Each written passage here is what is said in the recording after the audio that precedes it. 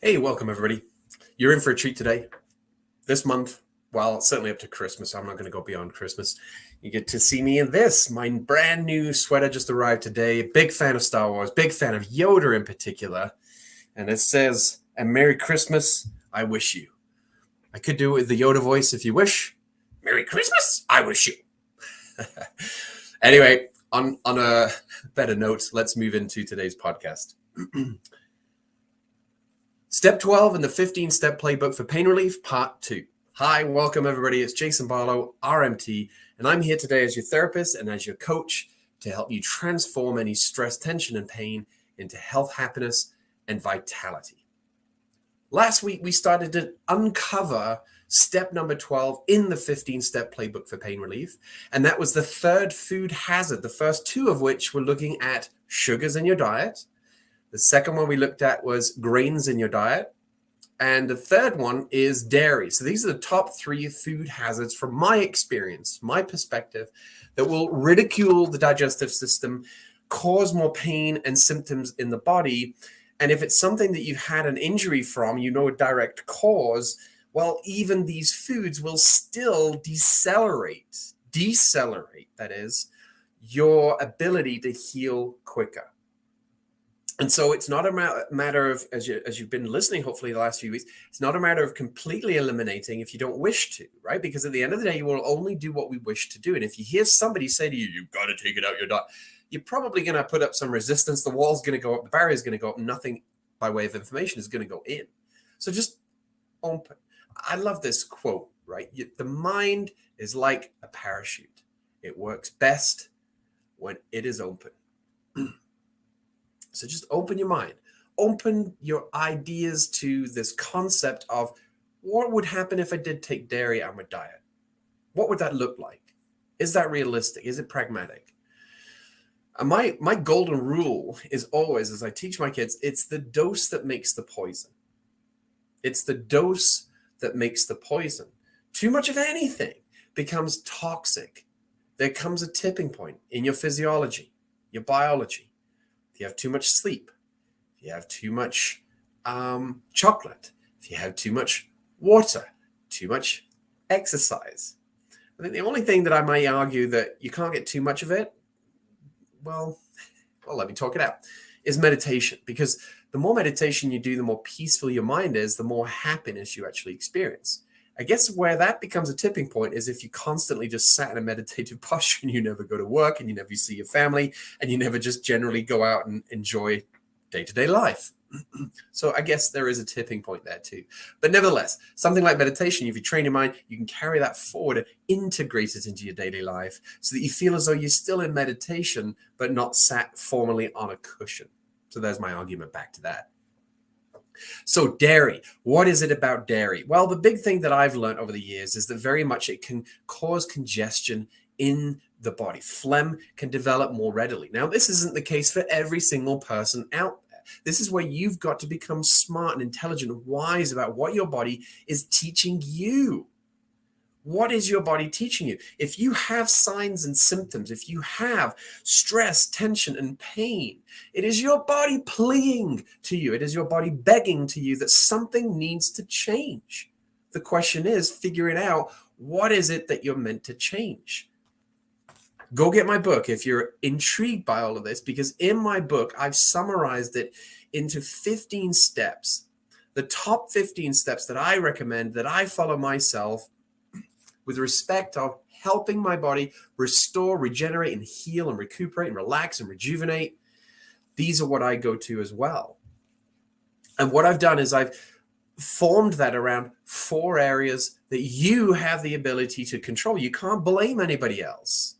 It's all on you. Sorry, you got to go with the words commitment and responsibility here and recognize that it starts with you. Wonderful, exemplary people out there that can support you and they're coaching you, but you are the one that actually ingests that food. You are the one that does or does not take time out of your day to go exercise.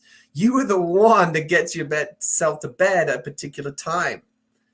Now, I'm not here saying you've got to create lots of guilt around whether you are or you're not. No, no, no, no, no. You do all of this as best you can free from guilt, because that's the only way you're going to continue to encourage yourself. The more guilt you have, you're going to be lacing whatever you do with guilt every time, and it becomes this cycle of self-sabotage. So free yourself. Remember what we said at the beginning. The mind works best when it is open. Open your mind and free your mind and let go. Just let go of that grasping, let go of that tension that's very much revolving around goals that you may be setting yourself. Now we're a month away from January 1st. And a lot of people put themselves under a lot of pressure January 1 for the new year and the new goals, and you go out like a bull in a china shop. Again, I've had the experience. I've done it with CrossFit. I've done it with everything up to this point. I'm sure there's more yet to come. I continue to learn myself. But my experience, again, has been that the more I apply myself, I said it in the podcast 2 days ago, consistently and persistently, the greater the rewards in the long term. That we often, again, we live in a society where instant gratification becomes key. And we see, not my book as an example, but I was holding up as if it was in a magazine. The magazines, they glorify and they show you these wonderful results and how many weeks or days or seconds it took to achieve those results. You got to ask yourself, is that realistic? Have you done it? Have you tried it? Have you experimented? Sure, some results can come pretty quick, but very often a lot of them don't, especially if the results that are opposite to what you're trying to achieve. So let's say, for example, you're trying to lose weight. How long did it take you to gain the weight that you currently have that you perceive yourself to be overweight? Did that happen in seconds or weeks, maybe months? Probably more like years and possibly even decades. So let go of the guilt and just recognize that these slow changes and progressive changes invested over the long term is the way forward. Patience you need, as Yoda would say. So especially when it comes to dairy, if you're resistant to this idea of taking out dairy, that's fine. But maybe just eat 75% of the dairy that you normally eat. Have it in 2 meals as opposed to 3 meals. Have it in 3 days of the week as opposed to 7 days of the week. There are several ways you can approach this. You just got to develop the wish and the why. When you have a strong enough why, you will figure out the how. And I'm trying to support you with these hows, but maybe you create your own 15 steps. And that's perfect. That's what I want you to do. You've got to become your own coach. You've got to personalize everything I'm sharing with you. Discard what doesn't work for you and then take away what does and integrate and change and adapt and mold according to what's going to work for you. But the most important thing is question yourself, is it actually working for me? Is it working against me? If it's working for you, getting small incremental results, then game on. Keep doing it. But if you've been going for several months doing the same thing and it's not getting you results you want, then you got to change something. So my recommendation, I talk about this in my book, is very often if you're going to take gluten out for a period of time, take out dairy. The two work like twins, essentially, against your body very much. Now, we said before, you might want to work on a ratio, 80-20, right? 80% good quality, high organic foods, and 20% of the time, maybe you do have some dairy, maybe you do have some sugar, maybe you do have grains. But if you're in a position where you have high level of symptoms, you've got chronic pain, chronic fatigue, then you definitely want to swing toward the 100% marker. And to do that for a minimum of 30 days, and naturopathic doctors I've listened to, they talk about 3 months, 90 days, because that gives the digestive system time to heal and recover. Because for decades, potentially, it's had this, material. I almost want to say material. There's food coming in that is not pure and natural. It's very much refined. And I'm talking even here about dairy. Now, and we're in Canada, it's not possible to get it here, but certain states in the United States, it's legal that you can go buy raw milk. The closer you get to raw milk, now you're starting to move away from it being refined, and your body is going to be actually able to digest it better. Now, there might be some out there completely opposed to that, and that's fine too. Again, you find what works for you. I'm not here to promote and go, get out there now, go get your raw milk. No. But I'm just sharing with you that I've had that experience myself personally in the UK, in the States, and And I found great benefit from consuming that raw dairy versus a refined dairy. Partly taste and satisfaction, but also knowing that the package that Mother Nature intended was actually coming into the digestive system and it was healing and taking care of me. Now, some will say, well, that mother's milk of the cow is meant for the calf, not for a human being. Yeah, I know, I agree. I've seen that and argued that. And again, your body will tell you whether it is right or wrong for you. And this is where I continue to encourage you. You've got to become your own trainer and your own coach. So unless you can buy raw organic dairy products, do try to seek out organic dairy, as these will generally be hormone and pesticide free, and ideally, they want to come from a grass-fed cow or goat, if you're going to go to goat's milk.